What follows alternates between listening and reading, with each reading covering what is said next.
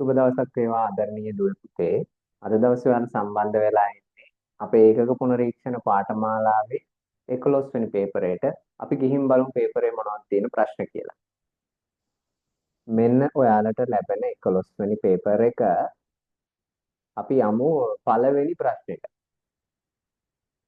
මිනුම් උපකරණයක ඇති වර්ණීය පරිමාණය කොටස් 20කින් සමන්විත වේ. එම කොටස් 20හි දිග ප්‍රධාන පරිමාණය මිලිමීටර් භාගයක් වූ කොටස් 19ක දිගට සමපාත වෙයි නම් එම උපකරණයේ අවම මිනුම වන්නේ. ඒ කියන්නේ මේ කුඩාම මිනුම තමයි අපෙන් අහන්නේ. මේකට අපි කෙටි ක්‍රමයක් කියලා දීලා තියෙනවා. අපි මුලින්ම බලමු ඒක. කුඩාම මිනුම හොයන්න පුළුවන් මෙන්න මෙහෙම පුතේ. ප්‍රධාන පරිමාණ කොටසක දිග බෙදලා වර්ණීය පරිමාණ කොටස් ගණනය. වර්ණීය පරිමාණ කොටස් ගණනය. හරිද? මේක ප්‍රධාන පරිමාණයේ කොටසක දිග මිලිමීටර් භාගය. ඒ කියන්නේ 0.5 මිලිමීටර්. උදේ මේ වර්ණීය පරිමාණ කොටස් ගාන 20යි. එතකොට 0.5 20න් බෙදුවහම අපිට ලැබෙනවා 0.025 මිලිමීටර් කියලා. ඔන්නෝම අපිට පිළිතුර ගන්න පුළුවන්. ඔය එක ක්‍රමයක්. අපි බලමු ඊළඟ ක්‍රමය. වර්ණීය පරිමාණ කොටස් 20ක් සමපාත වෙනවලු ප්‍රධාන පරිමාණ කොටස් 19කට. කොහොමනේ කියන්නේ? එතකොට මෙන්න මේ වර්ණීය පරිමාණ කොටස් 20 සමාන වෙනවා පුතේ මිලිමීටර් භාගයේව 19කට. එතකොට මට පුළුවන් 0.5 මිලිමීටර් 19න් ගුණ කරලා මේ දිග හොයාගන්න. ඒ කියන්නේ ප්‍රධාන පරිමාණ කොටස් 19ක දිග හොයාගන්න පුළුවන්. ඒතර ඒක ලැබෙනවා 9.5 මිලිමීටර් කියලා. ඒතර ඔන්න වර්ණීය පරිමාණ කොටස් 20ක දිග වෙන්නේ මිලිමීටර් 9.5. මට ඕන වෙනවා වර්ණීය පරිමාණ කොටස් එකක දිග හොයන්න. එහෙනම් මම මේ පැත්තත් 20ෙන් බෙදනවා. ඒතර 20ට 20 ගොඩවල් එකයි මේ පැත්තත් 20ෙන් බෙදනවා. එහෙනම් අන්න අපිට මේ පැත්තේ ලැබෙනවා වර්ණීය පරිමාණ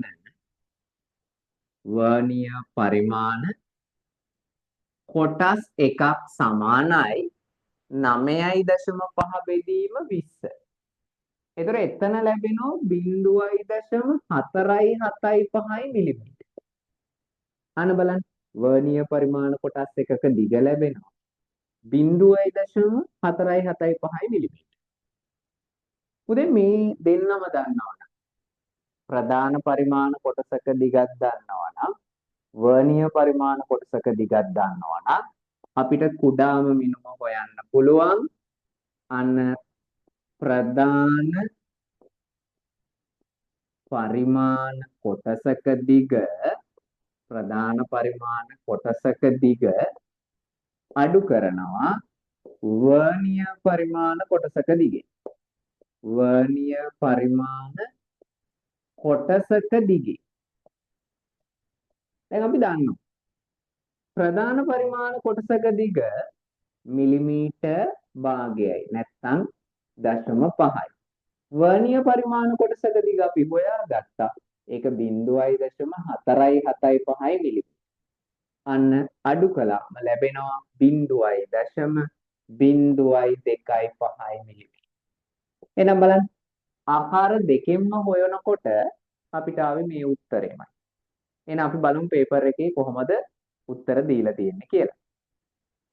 පිළිතුර විදියට ගන්න පුළුවන් පුතේ දෙවනි වරනේ. දෙවනි ප්‍රශ්නේ බලමු. ඉස්කුරුප්පු ආමානයක වෘත්තාකාර පරිමාණය සමාන කොටස් 50කට බෙදා ඇති අතර එහි අන්තරාලය මිලිමීටර් භාගයක් වේ. එහි 100ට එකක ප්‍රතිශත දෝෂයක් සහිතව මිනුමක් ලබා ගන්නේ නම් එම අවස්ථාවට අදාළ පිළිගත් අගය වන්නේ. ඒ කියන්නේ ප්‍රතිශත දෝෂය 100ට එකක් වෙන විදියට ගන්න පුළුවන් පාඨාංකය තමයි අපෙන් අහන්නේ. මුලින්ම අපි මෙයාගේ කුඩාම මිනුම හොයමු. කුඩාම මිනුම හොයන්නේ මෙන්න මෙහෙමයි.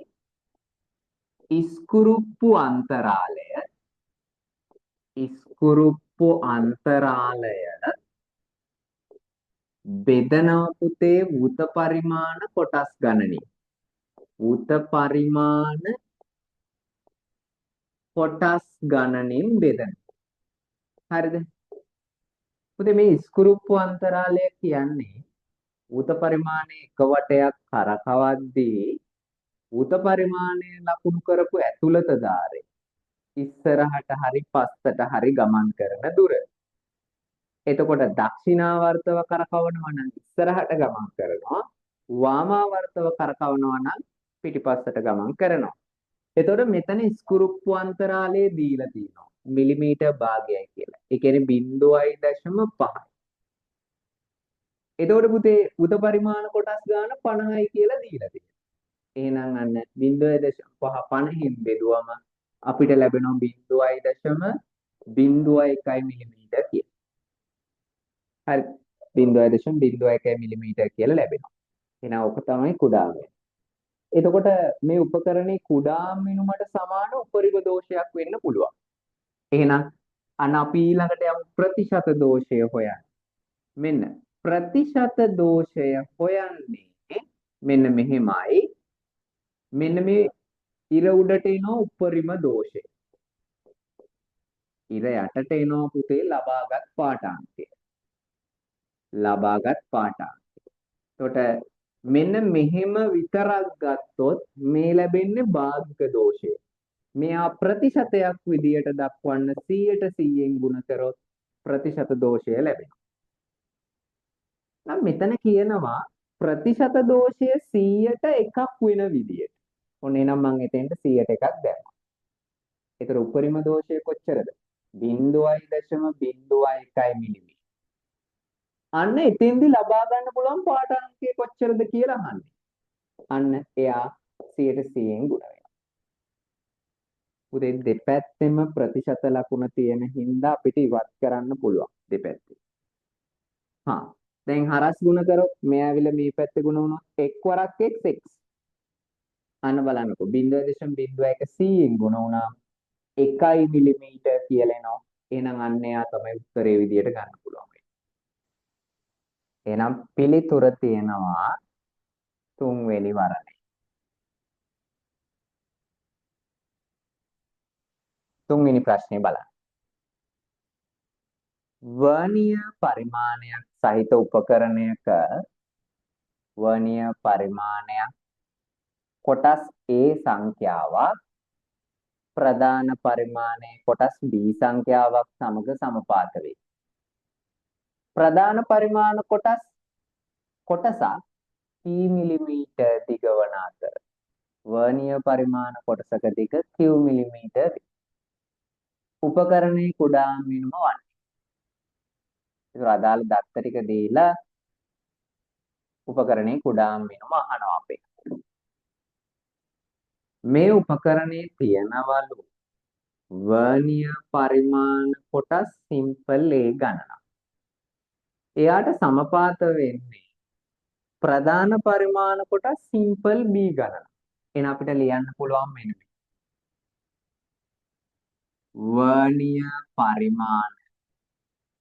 වර්ණීය පරිමාණ කොටස් සිම්පල් A ගණනක් සමපාත වෙනවා පුතේ ප්‍රධාන පරිමාණ කොටස් B ගණනක. එතකොට දැන් ප්‍රධාන පරිමාණු කොටසක දිග දෙනවා මිලිමීටර් p කියලා. එතකොට මෙන්න මේ එකක දිග මෙච්චර නම් මෙන්න මේ B ප්‍රමාණයක දිග වෙන්නේ BP. يعني එකක දිග P නම් ඒකෙන් කොටස් දෙකක් තිබුණොත් දෙවරක් P. කොටස් පහක් තිබුණොත් පස්වරක් P. කොටස් B ගණනක් තිබුණොත් BP. එහෙනම් අන්න අපිට ගන්න පුළුවන් වර්නියර් පරිමාණ කොටස් A ගණනක් සමාන වෙනවා මෙන්න මෙච්චර දිගකට BP දිගකට. හරිනේ. පුතේ එතකොට අපිට පුළුවන් වර්නියර් පරිමාණ කොටස් එකක දිග හොයන්න. කොහොමද? මේ පැත්තත් ඒකෙන් බෙදනවා, මේ පැත්තත් ඒකෙන් බෙදනවා. ඒට ඒ ගොඩවල් එකයි. එහෙනම් බලන්න වර්නියර් පරිමාණ කොටස් එකක් කියලා කියන්නේ වර්නියර් පරිමාණ කොටස් එකක් කියලා කියන්නේ BP බෙදීම සිම්පල් එක මිලිමීටර් වලින්. ඔන්න ඔහොම ගන්න පුළුවන්. හරිද? දැන් අපි දන්නවනේ ප්‍රධාන පරිමාණ කොටසක දිග ගත්තේ අපි මිලිමීටර් p කියලා. එකක දිග. ඒතර වර්නියර් පරිමාණ කොටසක දිග ගන්න. එහෙනම් අපිට පුළුවන් නේද කුඩාම මිනුම හොයන්න? කුඩාම මිනුම හොයන්න පුළුවන්. කොහමද? ප්‍රධාන පරිමාණ කොටස් එකක දිග අඩු කරනවා වර්නියර් පරිමාණ කොටස් එකක දිගින්. ඔක තමයි කුඩාම මිනුම හොයන විදිහ. ප්‍රධාන පරිමාණ කොටසක දිග කොච්චරද? Millimetre p. වර්නියර් පරිමාණ කොටසක දිග BP යට A. බලන්න දෙන්නටම p පොදුයිනේ. අපි p පිටට ගමු. p පිටට ගත්තොත් මෙතන 1 ඉතුරු වෙනවා. මෙතන ඉතුරු වෙනවා b බෙදීමයි. ඔන්න ඔහොම උත්තරයක් එනවා. p ගුණ කිරීම 1 ඍණ b බෙදීමයි. ඔන්න ඔය උත්තරේ අපි තියනවාද කියලා බලමු. උත්තරේ තියනවා පුතේ 3 වෙනි වරණයේ. 4 වෙනි ප්‍රශ්නේ බලමු. පහත දැක්වෙන්නේ ප්‍රධාන පරිමාණය මිලිමීටර් එකක කොටස් වලට බෙදා ප්‍රධාන පරිමාණ කොටස් 9ක දිගක් වර්නියර් පරිමාණ කොටස් 10ක දිගක් සමග සමපාත වන අයුරින් තනා ගනු ලැබූ වර්නියර් කැලිපරයකි. පාඨාංකයක් සටහන් කිරීමේදී එම පරිමාණ පෙන්වුම් කරන ආකාරය නම් එම පාඨාංකය වන. ඒතොර දැන් මේ කියන කතාවේදී මිලිමීටර් එකේ කොටස් 9ක් වර්නියර් පරිමාණ කොටස් 10ක් එක්ක සමපාත වෙනවා කියලා ගත්තම කුඩාම මිනුම අපිට එකපාරටම එනවා. කොහොමද කෙටි ක්‍රමේ? අර ප්‍රධාන පරිමාණ කොටසක දිග වර්නියර් පරිමාණ කොටස් ගානෙන් බෙදෙනවා. ඒ කියන්නේ මිලිමීටර් එක 10න් බෙදුවාම කුඩාම මිනුම ලැබෙනවා පුතේ 0.1 මිලිමීටර් කියලා. දැන් යමු අපි මේකේ පාඨාංකය කියව ගන්න. වර්නියර් කැලිපරයක එහෙමත් නැත්නම් වර්නියර් සැකැස්මක අපි කුඩාම මිනුම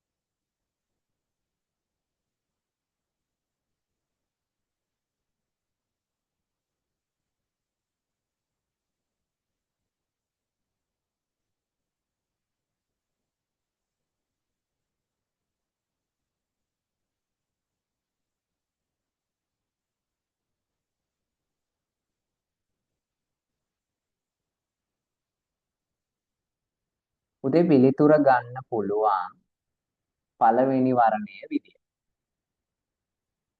පස්වෙනි ප්‍රශ්නෙට යමු අපි. පහත සඳහන් විස්කම්බ අතරින් වර්නියර් කැලිපරයකින් නිවැරදිව ලබාගත නොහැකි විස්කම්බය විස්කම්බ වන්නේ. එතකොට මේකේ අහලා තියෙන්නේ වර්නියර් කැලිපරය පාවිච්චි කරලා ගන්න බැරි විස්කම්බය. රබර් නලයක බාහිර විස්කම්බය ගන්න බෑනි පුතේ. රබර් කියන එක විරූපණය වෙනවා. මේක රබර් නලයක්නේ. ඒකට විරූපණය වෙනවා කියන්නේ හැඩය වෙනස් වෙනවා. බාහිර අණු අතර හිර කරනකොට හැඩය වෙනස් වෙනවා. ඉතින් ඒකේ නිවැරදිව ගන්න බෑ. B කේශික නලයක අභ්‍යන්තර විස්කම්බය බෑ. ඒක ඊටා කුඩයි. ඒක ඇතුළට වර්නියර් කැලිපරය ඇතුළත අණු යොමු කරන්න බෑ. ඒකට අපි ගන්න ඕනේ නිවැරදිවම ගන්න නම් චලාන්වීක්ෂයක්. ඊළඟට C විදුලි කෝෂයක විස්කම්බය බැටරි කෑල්ල පුළුවන්. බැටරි කෑල්ලක විස්කම්බය ගන්න පුළුවන්කම තියෙනවා. එතකොට ගන්න බැරි A සහ B කියන දෙකේ එහෙනම් මේකේ ගත නොහැකි එකනේ ආන්නේ. ඒතර හතරවෙනි පිළිතුර ගන්න පුළුවන්.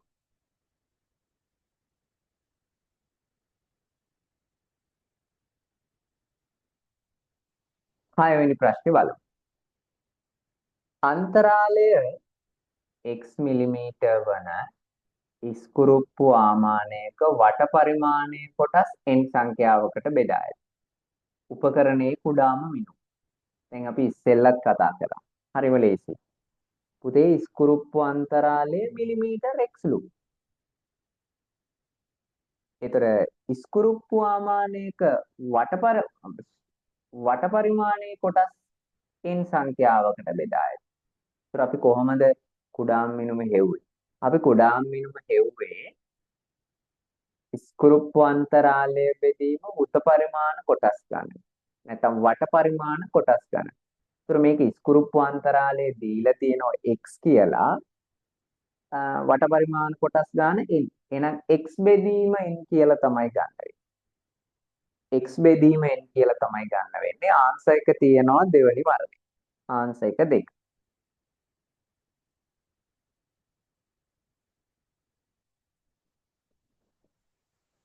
ඊළඟට අපි යනවා 7 වෙනි ප්‍රශ්නයට.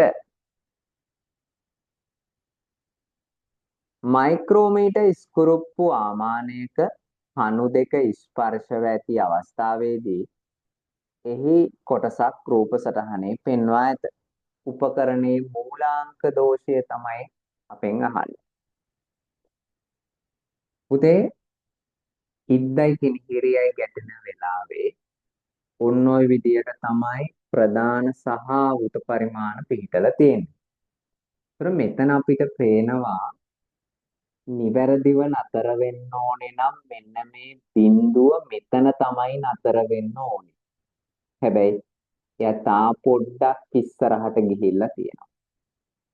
මෙන්න මේ ප්‍රධාන පරිමාණයේ ප්‍රධාන අක්ෂයත් එක්ක සමපාත වෙලා තියෙන්නේ 45 46 47 වෙනි වෘත පරිමාණ කොටස. ඒතර පුතේ මේ රූප සටහන දැක්ක ගමන් අපිට පැහැදිලි වෙන්න ඕනේ මෙතන තියෙන්නේ ඍණ දෝෂයක්.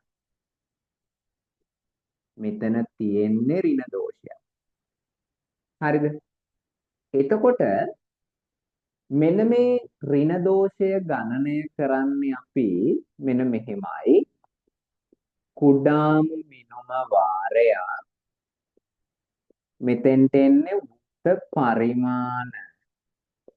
උත පරිමාණ කොටස් ගණන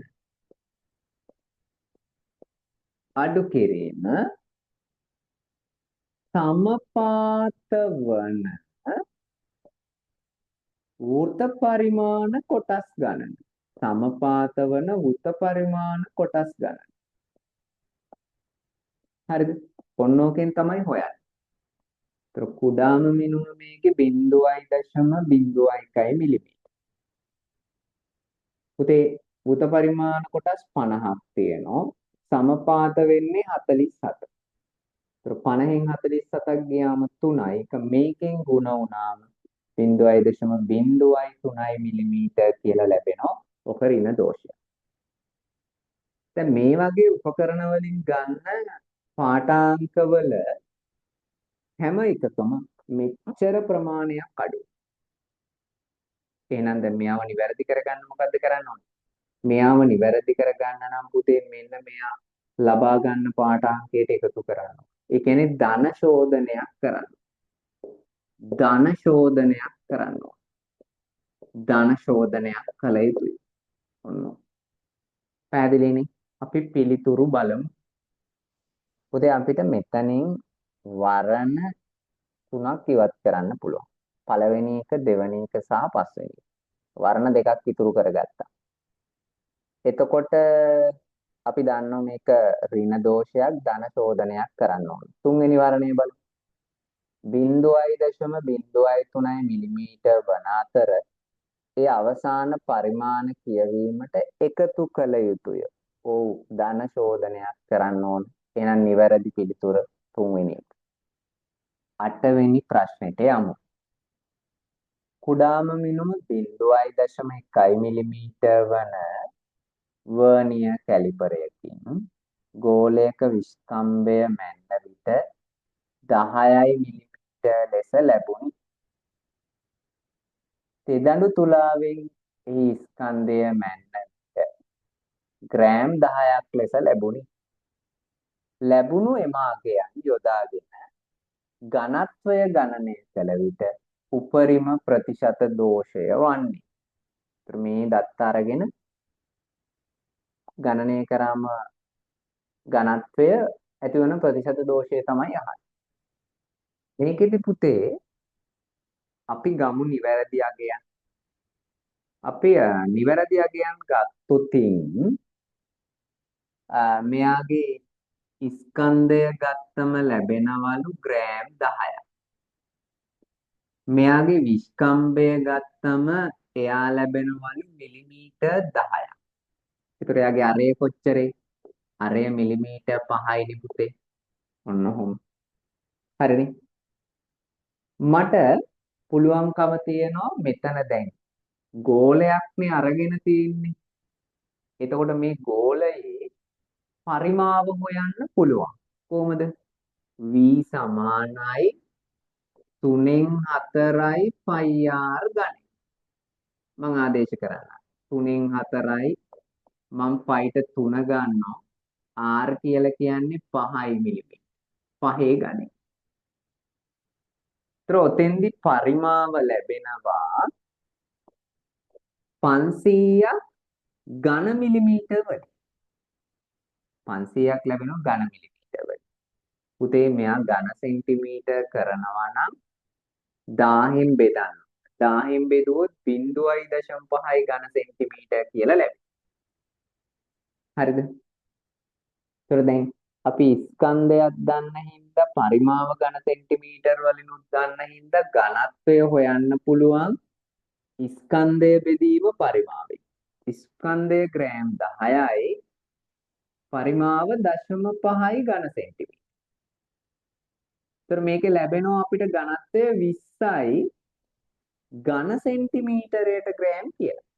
ඒතර ඔන්න අපි ඝනත්වය හෙව්වම ලැබුණා ඝන සෙන්ටිමීටරයට ග්‍රෑම් 20යි. පැහැදිලිනේ? එතකොට දැන් මෙයා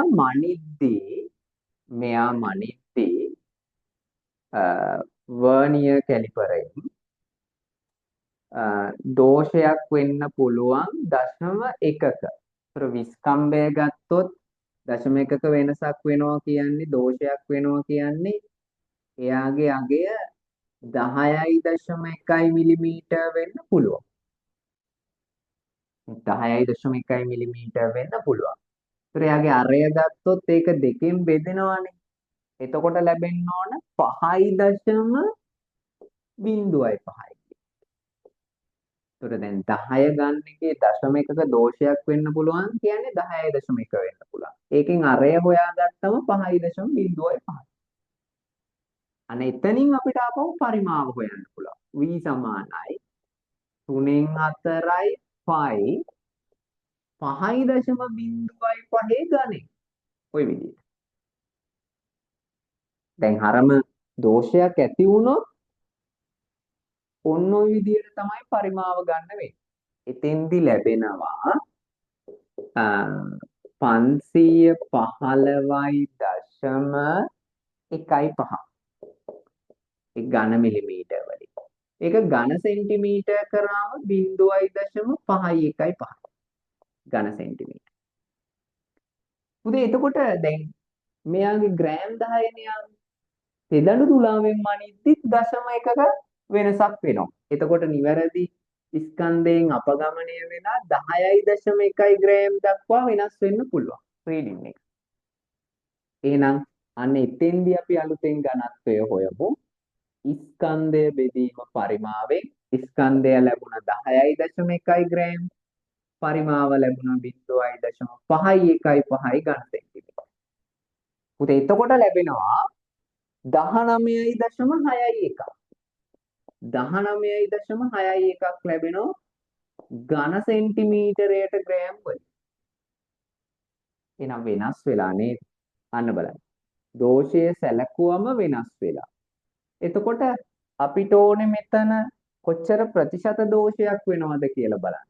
කොහොමද ප්‍රතිශත දෝෂය හොයන්නේ? ප්‍රතිශත දෝෂය හොයන්නේ ඉර උඩට දානවා අපගමනය වෙච්ච ප්‍රමාණය. කොච්චරද? 20 හරි 1 19.61යි දැන් ආවේ. ප්‍රතිශත මේ දෝෂයන් සැලකුවා. එහෙනම් 20 තමයි 15කට දාන්නේ. ආරම්භක ඝනත්වය. එයා ಗುಣ කරනවා 100%. ඔන්න ඔය විදිහට. මෙතෙන්ට දැම්මා ඝනත්ව වෙනස. ඝනත්ව වෙනස. මෙතෙන්ට දැම්මා ආරම්භක ඝනත්වය. ආරම්භක ඝනත්වය. හරිද? එයා 100% ගුණ කරා. එතකොට ලැබෙනවා පුතේ 1.95 ප්‍රතිශතයක් විදිහට. එයා ආසන්න වශයෙන් 102යි කියලා ගන්න පුළුවන්. අපි බලමු ඕකේ පිළිතුර කීවෙනි එකද කියලා. පිළිතුර දෙවනි වරණේ තියෙනවා. අපි යමු පුතේ 9 වෙනි ප්‍රශ්නෙට. මීටර් කෝදුවක් ආධාරයෙන් සිලින්ඩරයක විස්කම්භය හා උස මැන්න විට එමාගයන් සෙන්ටිමීටර් 4 ධන හෝරින 0.05 කියලා දීලා තියෙනවා. ඒකේ උස 10යි ධන හෝරින 0.05 සෙන්ටිමීටර් විය. එම සිලින්ඩරයේ පරිමාව නිවැරදිව දැක්වෙන වර්ණය වන්නේ. පුතේ මේ ධන හෝරින කියලා දාලා තියෙන්නේ මෙයාගේ 10යි කියලා ගත්තොතින් වෙනස් වීමක් වෙන්න පුළුවන්. 0.05ක වැඩි වීමක් වෙන්න පුළුවන් 0.05ක අඩු වීමක් වෙන්න පුළුවන්. මෙතන 4 කියන එක ගත්තොතින් 0.05ක වැඩි වීමක් වෙන්න පුළුවන් 0.05ක අඩු වීමක් වෙන්න පුළුවන්. හරිද? ඒ කියන්නේ මෙයාට ධන දශම 0.5ක එකතු වුණොත් 4.05. ඒක අඩු වුණොත් කීයක් එනවද? 3.95ක් එනවා. අන්න ඒ වගේ. පුතේ ඔන්න අපි බලමු මෙහෙම මේ විස්කම්භය ගත්තොතින් හරිද? විස්කම්භය ගත්තොතින් එයාගේ පුතේ මේ උපරිමාගය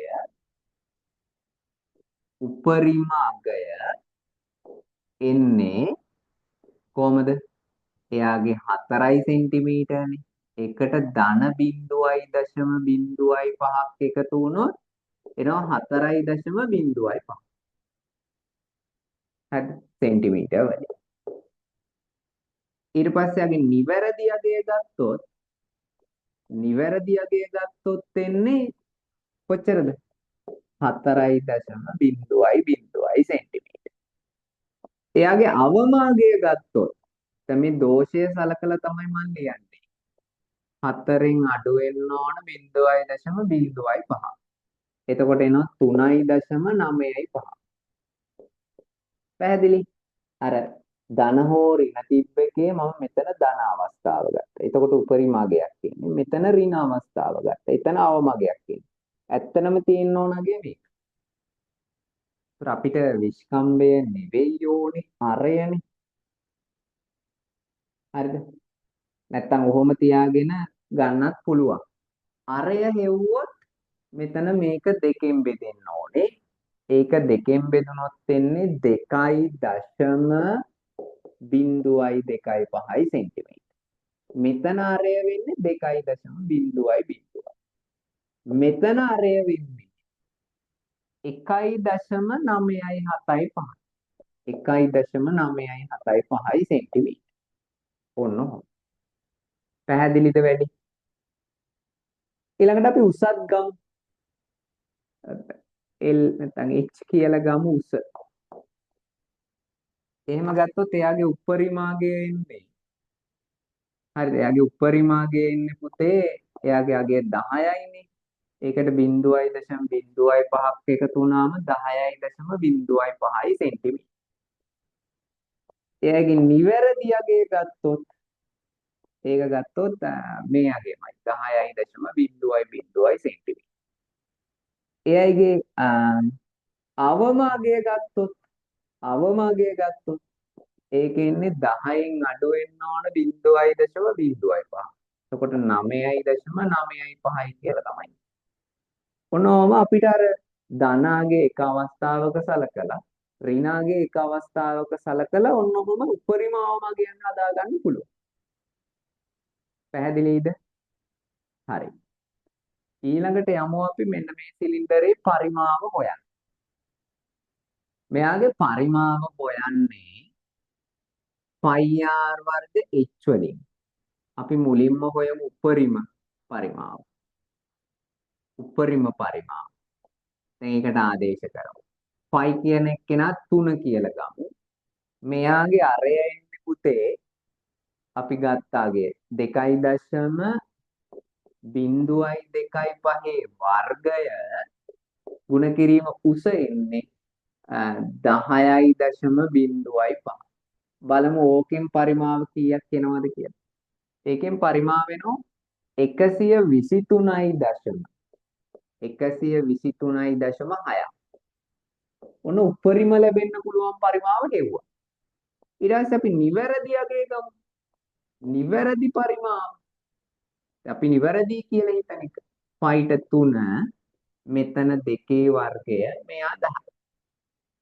එතකොට ලැබෙනවා මෙතන 4යි 4 වරක් 3 12යි 120ක් ලැබෙන ඝන සෙන්ටිමීටර. හරිද? ඊළඟට පුතේ අපි බලමු අවම පරිමාව. මෙතන එතකොට 3යි මෙතන අරය විදියට එන්නේ 1.975යි එයාගේ වර්ගය. මෙතන දිගේනේ 9.95. ඒතර එයාගේ පරිමාව ගෙවුවම ලැබෙනවා 116.4. ඉතින් බලන්නකෝ. නිවැරදි අගේ දෙපැත්තට අපගමනය වෙනවා. මෙතන ඉඳලා මෙතෙන්ට ගත්තොත් 120ට වඩා වැඩි 3.6. මෙතන ඉඳලා මෙතෙන්ට ගත්තොත් 120ට වඩා 3.6ක් අඩු. අන්න එහෙනම් පරිමාව ලියන්න පුළුවන් අපිට 120 ධන හෝරින 3.6යි ඝන සෙන්ටිමීටර. බලන්න. එක්ක 3.6කින් වැඩි වෙන්න පුළුවන්, එක්ක 3.6කින් අඩු වෙන්න පුළුවන්. පැහැදිලිද ආවේදී? පිළිතුර තියෙනවා 3 වෙනි වරණේ. 10 වෙනි ප්‍රශ්නෙට යමු. වර්ණීය මූලධර්මය යොදාගෙන ඇති උපකරණයක ප්‍රධාන පරිමාණයේ කොටස් n1 සංඛ්‍යාවක් වර්ණීය කොටස් n2 සංඛ්‍යාවකට බෙදා ඇත.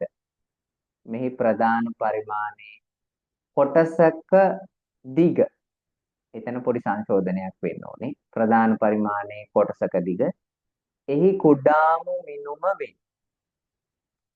කියන්නේ කුඩාම මිනුම වගේ ප්‍රධාන පරිමාණ කොටසක දිග කියන අනුපාතය තමයි ගන්නෙ. කුඩාම මිනුම වගේ ප්‍රධාන පරිමාණ කොටසක දිග කී ගුණයක්ද කියලා තමයි අහන්නේ. පිළිතුර ලැබෙනවා පුතේ 3 වෙනි එක. 10 වෙනි ප්‍රශ්නේ බලමු. වර්ණීය මූලධර්මය යොදාගෙන ඇති උපකරණයක ප්‍රධාන පරිමාණයේ කොටස් n සංඛ්‍යාවක් වර්ණීය පරිමාණයේ කොටස් n2 සංඛ්‍යාවකට බෙදා ඇත. කුඩාම මිනුමෙන් කී ගුණයක්ද කියලා අහනවා ප්‍රධාන පරිමාණ කොටසකදී.